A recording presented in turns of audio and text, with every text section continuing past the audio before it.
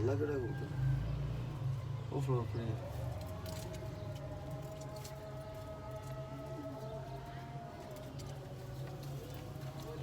ਚੱਲ ਆਇਆ ਬਾਹਰ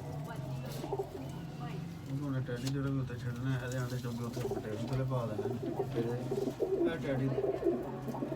ਜਿਹੜਾ ਵੀ ਉੱਤੇ ਛੱਡ ਦੇਣਾ अच्छा कोई फ़ोन नंबर डालना है इसमें, कोई आईडी वगैरह कुछ डालना है जो लोग आपसे कांटेक्ट कर सकें? वो फ़ोन नंबर मुझे दे देना, फिर जब मैं वीडियो अपलोड करूँगा उसमें इन्फॉर्मेशन